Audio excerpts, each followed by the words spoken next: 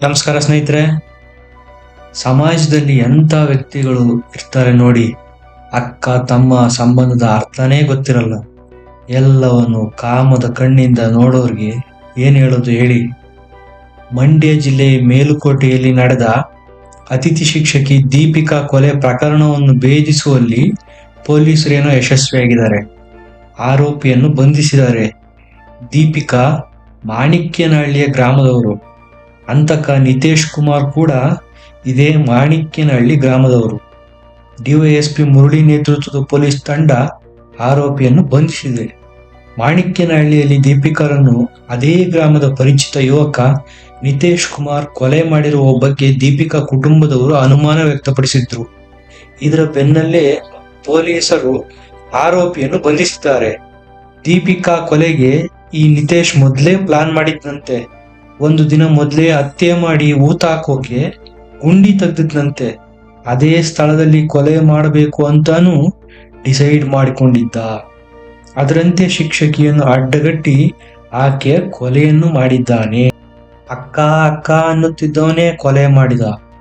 ಮಾಣಿಕ್ಯನಹಳ್ಳಿ ಗ್ರಾಮದ ವೆಂಕಟೇಶ್ ಪುತ್ರಿ ದೀಪಿಕಾ ಅದೇ ಗ್ರಾಮದ ಲೋಕೇಶ್ ಅವರನ್ನು ಪ್ರೀತಿಸಿ ಮದುವೆಯಾಗಿದ್ದರು. ಇವರಿಗೆ ಮಗು ಸಹ ಇದೆ. ಈಕೆ ಮೇಲುಕೋಟೆಯ SET ಶಾಲೆಯಲ್ಲಿ ಶಿಕ್ಷಕಿಯಾಗಿ ಕರ್ತವ್ಯ ನಿರ್ವಹಿಸ್ತಾ ಇದ್ರು. ಸಾಮಾಜಿಕ ಜಾಲತಾಣದಲ್ಲಿ ರೀಲ್ಸ್ ಮಾಡಿ ಹಾಕ್ತಾ ಇದ್ರು ನೋಡಿ. ಇವರು ನೋಡೋದಕ್ಕೂ ಸುಂದರವಾಗಿದ್ರು. ಜನವರಿ 20ರಂದು ಬೆಳಿಗ್ಗೆ ಸ್ಕೂಟಿಯಲ್ಲಿ ಶಾಲೆಗೆ ತೆರಳಿದ್ದ ದೀಪಿಕಾ ತಿರುಗಿ ಮನೆಗೆ ಬಂದಿರಲಿಲ್ಲ.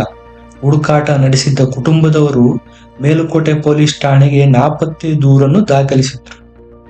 ಖಾಸಗಿ ಶಾಲೆಯಲ್ಲಿ ಶಿಕ್ಷಕಿಯಾಗಿದ್ದ ದೀಪಿಕಾಗೆ ಆರೋಪಿ ನಿತೇಶ್ 2 ವರ್ಷದಿಂದ ಪರಿಚಯ ಇದ್ದ. ಅಕ್ಕ ಅಕ್ಕ ಅಂತ ಪ್ರೀತಿಯಿಂದಲೇ ಕರೀತಾ ಇದ್ದ. ಅಕ್ಕ ಅಂತಾನೆ ದೀಪಿಕಾನ ಕೊಂದು ಬೆಟ್ಟದ ತಪ್ಪಲಿನಲ್ಲಿ ಹೂತು ಹಾಕಿದ್ದಾನೆ. ತಾನೇ ಕೊಲೆ ಮಾಡಿರುವುದಾಗಿ ಪೊಲೀಸರ ಮುಂದೆ ಈಗಾಗಲೇ ಒಪ್ಪಿಕೊಂಡಿದ್ದಾನೆ. 2 ವರ್ಷದಿಂದ ಈ ಇಬ್ಬರ ನಡುವೆ ಸ್ನೇಹ ಸಂಬಂಧ ಇತ್ತು.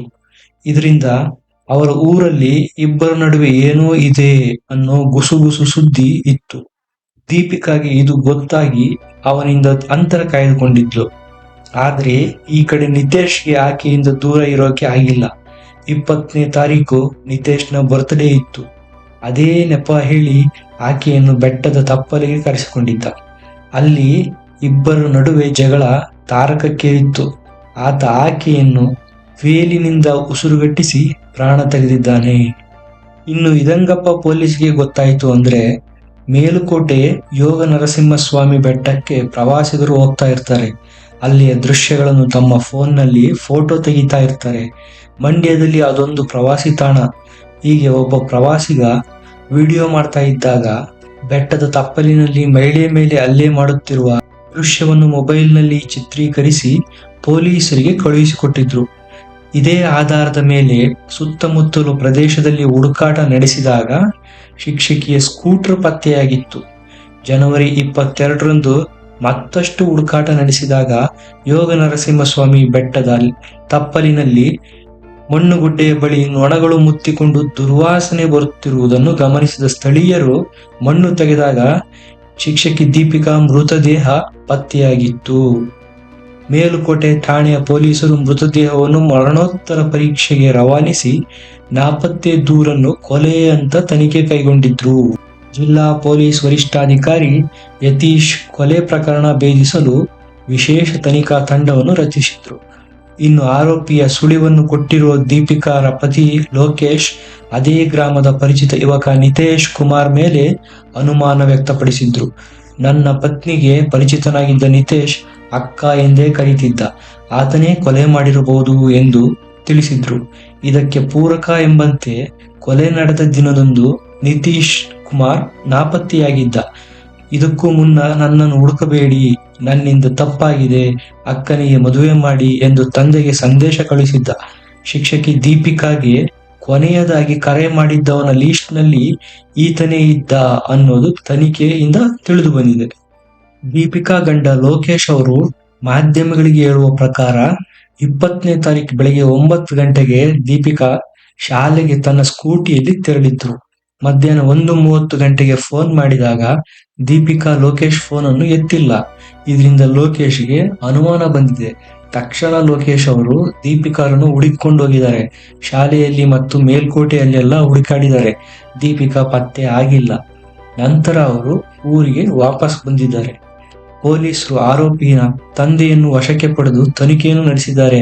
ಬೆಟ್ಟದ ತಪ್ಪಲಿನಲ್ಲಿ ಪ್ರವಾಸಿಗರ ವಿಡಿಯೋ ತೆಗೆಯುವಾಗ ಹಿತೇಶ್ ದೀಪಿಕಾಳನ್ನು ಕೊಲೆ ಮಾಡುವ ದೃಶ್ಯಾವಳಿಗಳು 13 ಸೆಕೆಂಡ್ಗಳ ವಿಡಿಯೋದಲ್ಲಿ ಸೆರೆಯಾಗಿತ್ತು. ಇದೇ ಪೊಲೀಸರಿಗೆ ಸುಳಿವು ಕೊಟ್ಟಿತ್ತು. ಅಲ್ಲಿ ಹೋಗಿ ಪರಿಶೀಲನೆ ನಡೆಸಿದಾಗ ಆಕೆಯ ಬೈಕ್ ಪತ್ತೆಯಾಗಿತ್ತು. ಆ 13 ಸೆಕೆಂಡ್ಗಳ ವಿಡಿಯೋ ನೋಡಿದ ಪೊಲೀಸರು ದೀಪಿಕಾಗೆ ಫೋನ್ ಮಾಡ್ತಾರೆ. ಇತ್ತ ಕಡೆ Deepika mobile phone switch off ಬಂದಿರುತ್ತೆ. ಇದರಿಂದ ಆಕೆ ಕೊಲೆಯಾಗಿರುವುದು ಸ್ಪಷ್ಟ ಆಗುತ್ತೆ. ದೀಪಿಕಾ ಕುಟುಂಬದವರು ಕಂಪ್ಲೇಂಟ್ ಕೊಟ್ಟ ತಕ್ಷಣ ಪೊಲೀಸರು ತನಿಖೆ ಶುರು ಮಾಡಿದ್ರೆ ದೀಪಿಕಾಳನ್ನು ಉಳಿಸಬಹುದಿತ್ತು ಅನ್ನೋದು ದೀಪಿಕಾ ಕುಟುಂಬದವರ ವಾದ. ಶವದ ಸುತ್ತ ಹದ್ದು ಕಾಗೆ ಹಾರಾಡುವುದನ್ನು ನೋಡಿ ಸುತ್ತಮುತ್ತಲು ಕೆಟ್ಟ ವಾಸನೆ ಬರ್ತಾ ಇರುವುದನ್ನು ಗಮನಿಸಿದ ಸ್ಥಳೀಯರು ಪೊಲೀಸರಿಗೆ ತಿಳಿಸಿದ್ರು. ಇದರಿಂದ ಪೊಲೀಸರ ನಿರ್ಲಕ್ಷ್ಯ ಎದ್ದು ಕಾಣುತ್ತೆ. ಕೊಲೆ ಮಾಡುವುದಕ್ಕೆ ಮೊದಲೇ ನಿತೀಶ್ ಆ ಜಾಗದಲ್ಲಿ 2 ರಿಂದ 3 ಅಡಿ ಗುಂಡಿ ರೆಡಿ ಮಾಡಿದ್ದ. ಈಗ ಪೊಲೀಸರು ಆರೋಪಿಯನ್ನು ಬಂಧಿಸಿದ್ದಾರೆ, ತೀವ್ರ ವಿಚಾರಣೆಗೆ ಒಳಪಡಿಸಿದ್ದಾರೆ.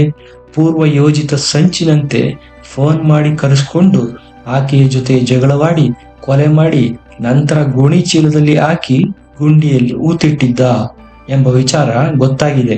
ಕೊಲೆ ಯಾವ ಕಾರಣಕ್ಕೆ ನಡೆದಿದೆ ಎಂಬ ಬಗ್ಗೆ ಪೊಲೀಸರು ವಿಚಾರಣೆ ಪೂರ್ಣಗೊಂಡ ನಂತರ ತಿಳಿದು ಬರಲಿದೆ. ವಿಡಿಯೋ ನೋಡಿದ್ದಕ್ಕೆ ಧನ್ಯವಾದ. ಶೇರ್ ಮಾಡಿ, ಲೈಕ್ ಮಾಡಿ, ಕಮೆಂಟ್ ಮಾಡಿ ಮತ್ತು ಸಬ್ಸ್ಕ್ರೈಬ್ ತಪ್ಪದೇ ಮಾಡಿ.